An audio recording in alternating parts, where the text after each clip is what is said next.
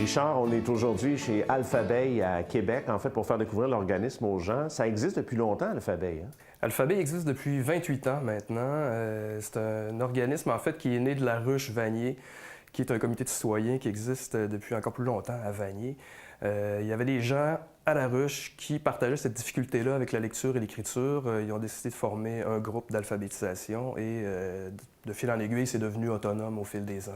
Richard est analphabète. Il faut sensibiliser les gens un petit peu. C'est pas simplement parler d'alphabet ici. Qu'est-ce que c'est exactement? Oui, parce qu'on est mal desservi par l'expression analphabétisme, parce que les gens s'imaginent qu'une personne analphabète ne connaît pas ces lettres de l'alphabet, alors que les difficultés peuvent être différentes. Là. Il y en a qui arrivent, et bon, ils ont de graves difficultés avec la lecture et l'écriture, mais on a des gens qui viennent d'alphabet de tout niveau. Là. Il y a des gens qui sont peut-être plus à l'aise avec la lecture, mais c'est dans l'écriture que c'est difficile.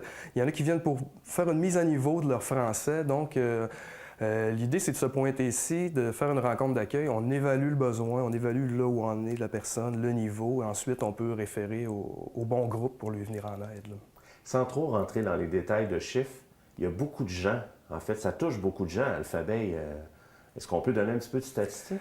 Bien, statistiquement, c'est toujours épeurant de donner des chiffres là, parce que les statistiques sont véhiculées, c'est 50 de la population aurait des difficultés avec la lecture et l'écriture. Puis on se dit, bon sang, on est dans un monde de l'écrit où tout passe par là, c'est beaucoup trop.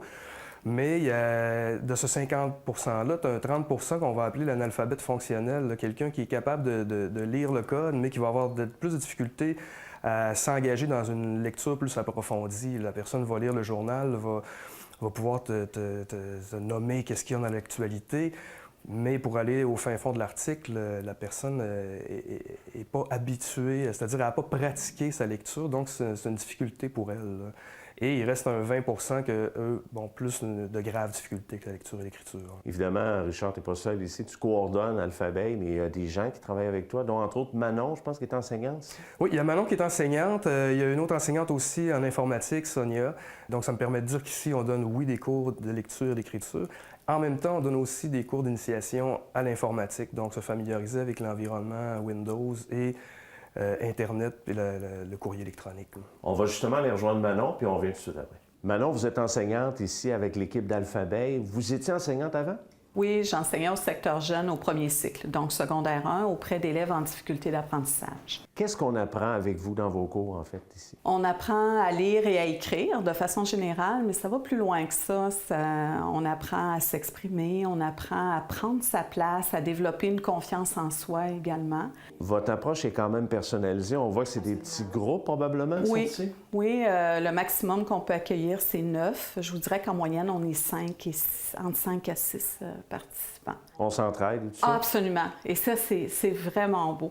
Puis les gens s'inspirent les uns les autres parce que quand on arrive, encore dernièrement, j'ai quelqu'un qui a intégré, qui est vraiment au tout début. Puis le participant à côté, regarde, j'étais exactement comme toi, puis là maintenant, je suis capable. Donc, c'est inspirant, puis c'est motivant.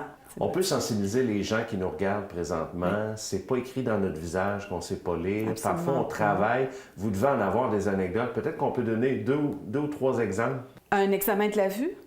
La première fois que la personne a été capable de faire son examen de la vue en lisant les lettres, parce que là, elle était capable de les nommer. Aller à la salle de bain sans attendre pour voir quand est-ce qu'un homme ou une femme va rentrer par la bonne porte pour être capable de savoir, bon, ben moi, c'est l'autre porte ou c'est celle-là. C'est toutes des petites choses comme ça que pour nous, ne serait-ce que d'aller acheter un médicament à la pharmacie sur les tablettes, c'est d'une complexité. Souvent, les gens à l'épicerie vont reconnaître les produits par les couleurs de l'emballage, la forme.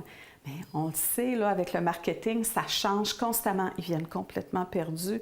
Donc, eux, le fait d'être capable de décoder ce qui est écrit, ça change leur vie. C'est incroyable. Maintenant, on va parler, en fait, on va aller le rejoindre. Marcel est ici. Oui.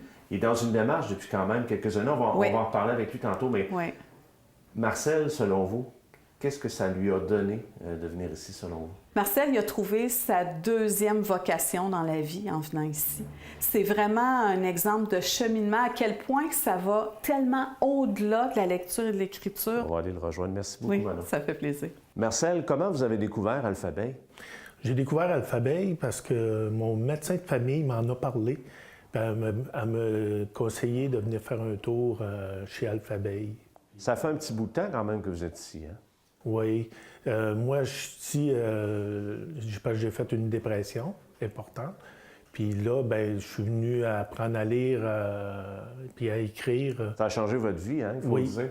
Oui. C'est un beau cadeau que vous vous êtes offert. C'est comme si je venais passer ma dépression en apprenant à lire puis à écrire. Le déclic s'est fait comment dans votre tête? Oui, le médecin vous a amené ici, mais là, vous avez senti en sortant d'ici que vous vouliez le faire vraiment? Oui, c'est parce que là, j'étais prêt. Elle m'en a parlé 2-3 fois. Puis là, à un moment donné, là, je me sentais prêt parce qu'il y a un temps où j'étais pas prêt à cause de ma dépression, elle était trop forte. Puis là, ben, quand j'ai senti que c'était le temps, ben là, je suis venu ici, je suis à Alphabet pour m'inscrire. Pour les gens qui nous regardent, qu'est-ce que ça vous a donné? Qu'est-ce que vous avez appris ici? Parce que c'est pas fini, mais concrètement. Moi, c'est sûr, j'ai amélioré ma lecture, mon écriture. Puis ça m'a permis de faire des conférences, des lectures devant des gens. J'ai lu des pages que j'ai écrites devant des gens à plusieurs endroits. Puis en même temps, bien, je me suis inscrit au RGPAC. Qui est un regroupement? Qui est un regroupement d'alphabétisation au Québec. Puis les gens ont voté pour que je les représente en tant qu'alphabète. Qu'est-ce que vous aimez le plus, Marcel, ici? Moi, ce que j'aime, c'est le côté familial de tout le groupe.